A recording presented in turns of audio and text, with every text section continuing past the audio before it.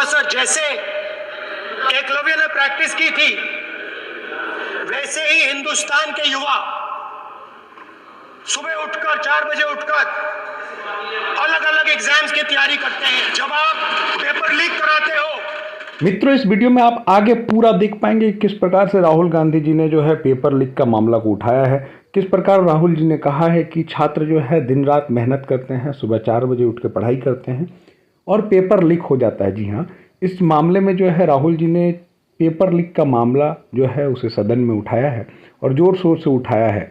लेकिन कुछ बातें जो हैं आपको वीडियो में देखने के बाद ही समझ में आएगी कि राहुल जी ने जो आखिर पेपर का लीक का मामला उठाया है वो किस प्रकार से उठाया है। और वीडियो देखने के बाद आपको क्या लगा ये कमेंट करके आप जरूर से जरूर बताइए। सर, स्पीकर सर, जैसे एकलव्य ने प्रैक्टिस की थी वैसे ही हिंदुस्तान के युवा सुबह उठकर 4 बजे उठकर अलग अलग एग्जाम्स की तैयारी करते हैं। आपने देखा होगा पहले हजारों युवा सुबह उठकर रनिंग करते थे, वेट ट्रेनिंग करते थे आर्मी में जाने के लिए। जब आपने अग्निवीर लागू किया तो आपने उन युवाओं की उंगली काटी। जब आप पेपर लीक कराते हो, 70 बार आपने पेपर लीक करवाया है, तब आप हिंदुस्तान के युवाओं का अंगूठा काटते हो।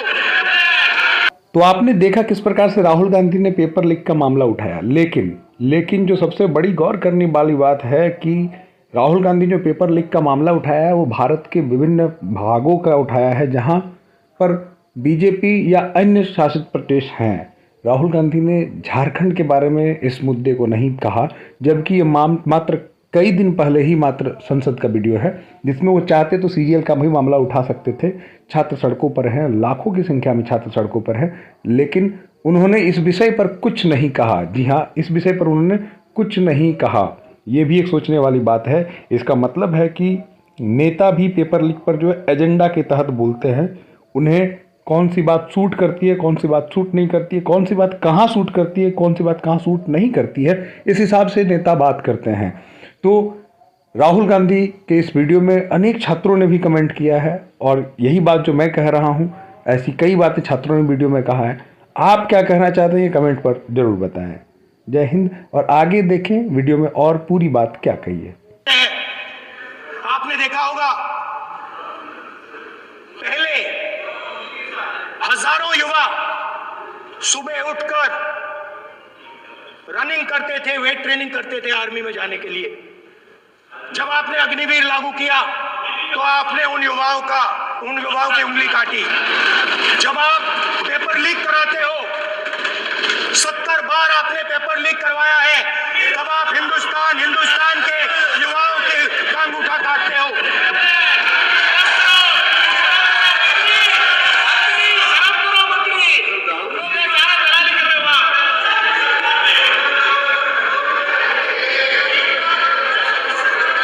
आज बाहर, दिल्ली के बाहर आपने किसानों पर टीयर गैस चलाया है, आपने किसानों पर लाठीचार्ज किया है।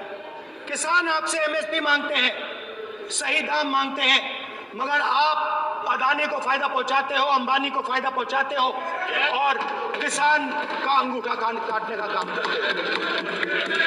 देखिए, हम कहते हैं अभय मुद्रा, हम कहते हैं डरो मत, आप कहते हो हम आपका अंगूठा काट देंगे। ये फर्क है। एक तरफ सब बोले, मेरे कहना है कि हम एक मिनट प्लीज बैठिए, आप बैठिए। आज हम भारत के संविधान की 75 वर्ष की गौरवशाली यात्रा पर कर रहे हैं और कर भाई ये चर्चा हुई थी कि हम संविधान की चर्चा करते समय उसकी उच्च कोटि की ये अपेक्षा है आपसे। आप राष्ट्रपति, कॉन्स्टिट्यूशन में कहीं नहीं लिखा है कि मोनोपोली होनी चाहिए। कॉन्स्टिट्यूशन में कहीं नहीं लिखा है कि पेपर लीक होना चाहिए। कॉन्स्टिट्यूशन में कहीं नहीं लिखा है कि अग्निवीर होना चाहिए। कॉन्स्टिट्यूशन में ये सब नहीं लिखा है, इसलिए मैं यहाँ रेज कर रहा हूँ। कॉन्स्टिट्यूशन में नहीं लिखा है कि हिंदुस्तान के युवाओं का अंगूठा काटना चाहिए, उनका जो हुनर है उनसे छीना जाना चाहिए।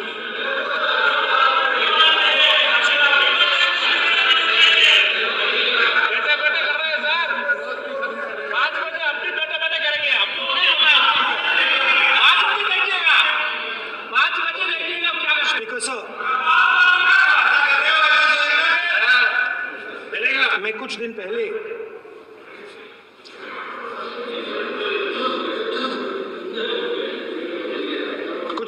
मैं हाथरस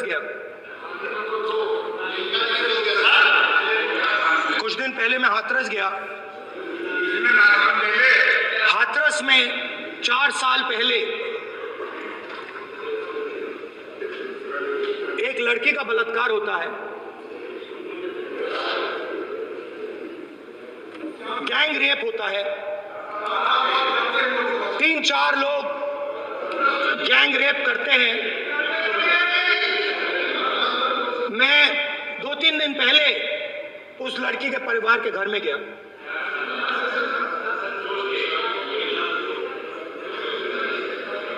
जिन्होंने गैंग रेप किया वो बाहर घूम रहे हैं और लड़की का परिवार अपने घर में बंद है। लड़की का परिवार बाहर नहीं जा सकता है। जो अपराधी हैं वो उनको रोज धमकाते हैं और वो बाहर घूमते हैं।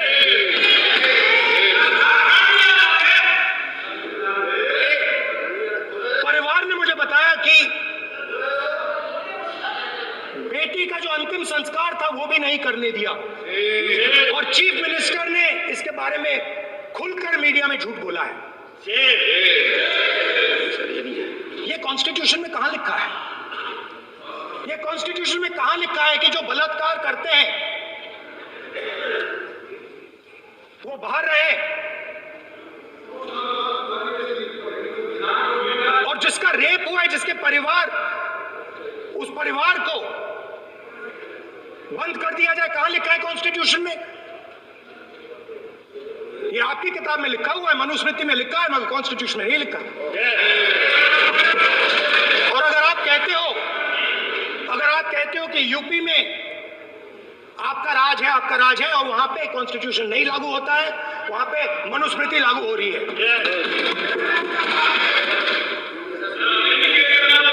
परिवार ने मुझे कहा कि यूपी की सरकार ने उन्हें वायदा किया था, कहा था कि हम आपका रिलोकेशन करेंगे, आपको कहीं और रहने की जमीन देंगे। आज तक 4 साल हो गए हैं, आज तक उनका रिलोकेशन नहीं किया गया है।